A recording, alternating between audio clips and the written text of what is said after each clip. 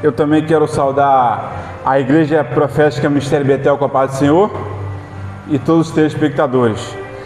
E o Evangelho desta terça-feira, 10 de dezembro de 2024, encontra-se em Mateus capítulo 18, dos versículos 12 e 14.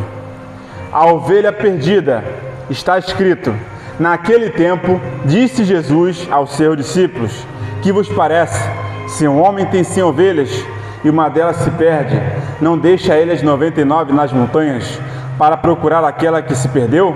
Em verdade vos digo, se ele a encontrar, ficará mais feliz com ela do que com as 99 que não se perderam.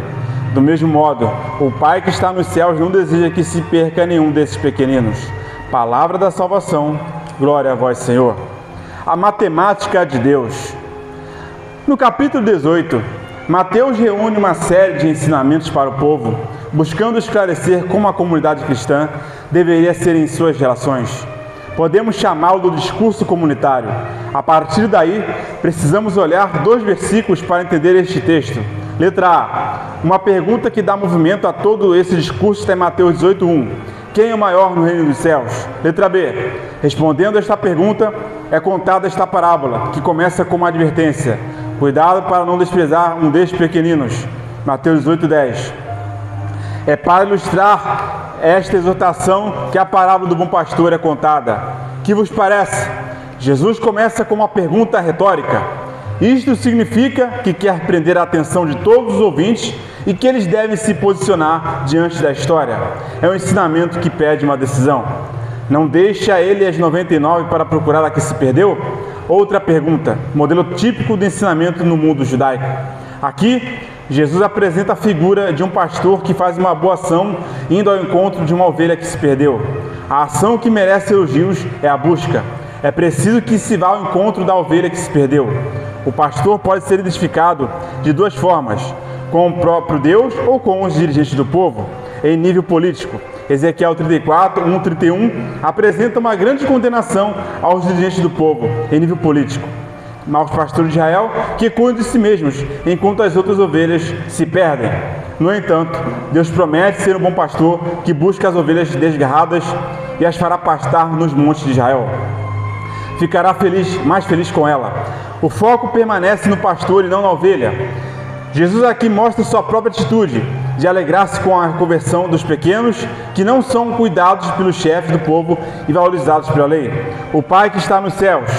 Esta atitude não é um gesto rebelde, mas a imitação do bom pastor, que é Deus. Aqui está a missão de Jesus, que é estendida à comunidade: cuidar dos menores. Não deseja que se perca nenhum desses pequeninos. Se os ouvintes querem cumprir os mandamentos de Deus, devem olhar para os pequeninos.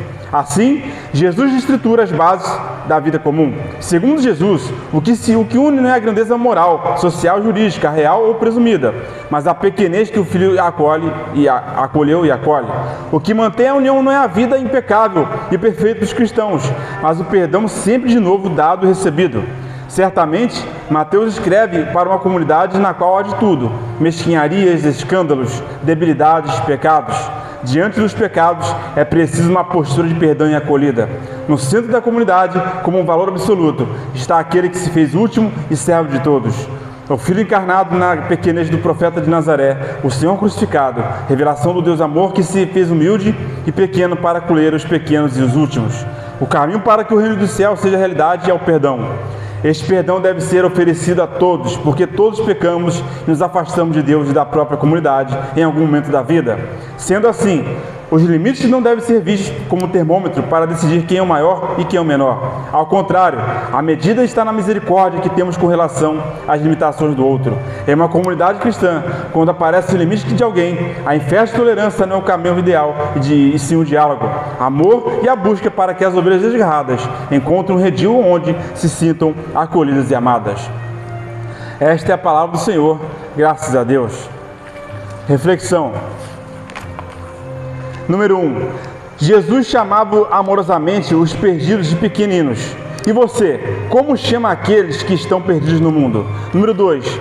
Você ainda tem um olhar preconceituoso com aqueles que não professam a fé em Jesus ou tem orado pela conversão deles?